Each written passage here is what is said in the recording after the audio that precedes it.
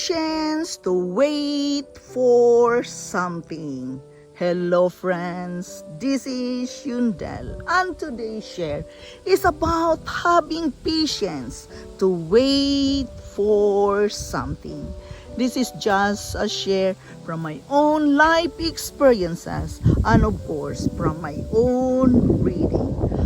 All of us must have patience to wait for something. How can we do that? Except you'll be uncomfortable for that waiting time. Sometimes the only thing you can do in waiting situation is to simply take things at face value. Take your mind off the waiting. Review what's really important to you. Look at the past for some perspective. You have to understand that we must learn to wait for things. We cannot just get right away what we want. We must learn to wait for things.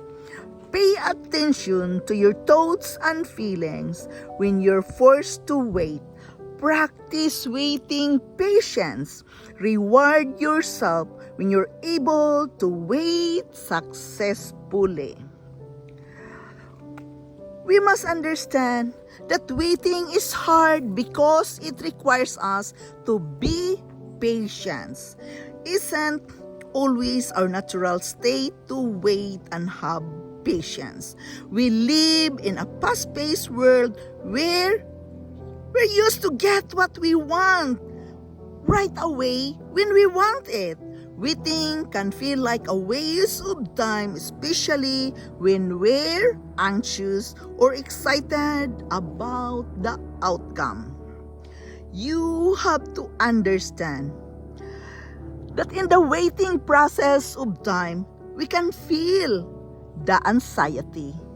Take charge to reduce the anxiety while waiting. Develop awareness and self-compassion. Introduce sensory support. Breathe deeply. It is very important that you learn to breathe deeply.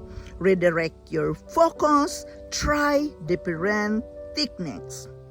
There is also a psychology of waiting, and what is that? We must understand that as well. From a psychological angle, we think of waiting in two phases. There's the active waiting and there's the passive waiting. Active waiting occurs when we are engaged in an activity, so we often lose track of time. On the other hand, passive waiting is when we don't have control over the waiting time. Therefore, we lose patience. As of this, we must also learn to tolerate the waiting. Focus on the present rather than constantly worrying about the future or the outcome. Practice mindfulness and bring your attention to the present moment. Engage in activities that help you stay grounded, such as prayer, meditation, deep breathing, exercises, and immersing yourself in enjoyable tasks. You have to stop worrying while you are waiting to be successful, while you are waiting to get what you want.